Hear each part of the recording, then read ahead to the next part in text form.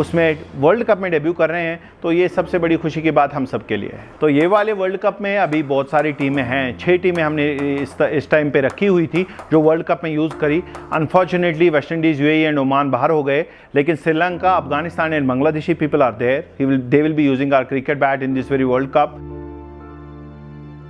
कश्मीर जाना जाता है अपने विलोज़ के लिए, तो जो ही वर्ल्ड कप स्टार्ट होने लगता है तो थोड़ी हल्की बहुत हाइक तो मिलती ही है स्पोर्ट्स कैटेगरीज़ में। लाइक अभी हमारे पास जैसे बैट्स थे, अब हमने इक्विपमेंट्स भी अवेलेबल कर रहे हैं due to high demand in the market.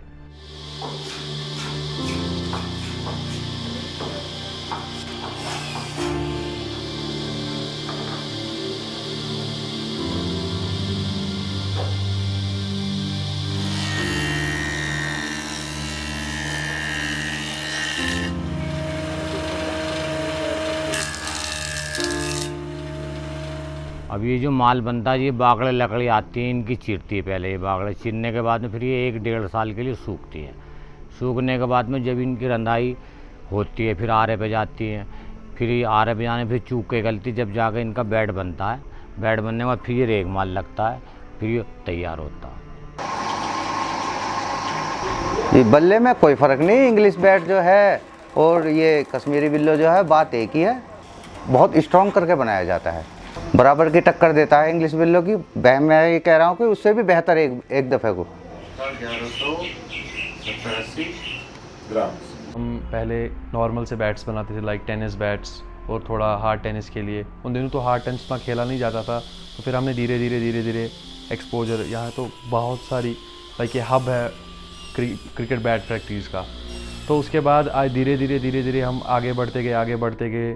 तो आज पास्ट 5 ईयर से बैट फैक्ट्री में, तो आपको पता ही है क्रिकेट का कितना क्रेज़ है कश्मीर में।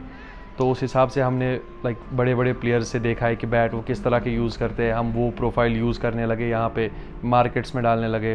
तो अभी ऐसा है कि बैट्स जितने भी हम बेच रहे हैं, हम हर एक टाइप का बैट बेच रहे हैं, चाहे वो हार्ड टेनिस बॉल हो, सॉफ्ट टेनिस बॉल हो, या सॉफ्ट लेदर हो या हार्ड लेदर हो। हम हर स्टेट में काम करते हैं, गोवा, गुजरात, महाराष्ट्र, तमिलनाडु, आंध्र प्रदेश वगैरह हर स्टेट में।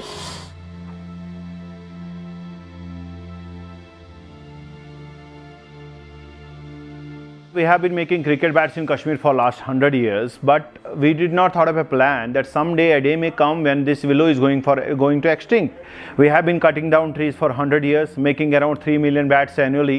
On an individual basis, we cannot plant to that extent where it can suffice the needs of the industry. But it was the plan. It should have been from the government side. They have government lands available, wetlands available, banks of rivers available with them, or the government coops where we have been cutting down trees for last 100 years. But right now, after 100 years of time, we have reached to a point where the demand is on a very high side and the supply has been cut down to almost 70%.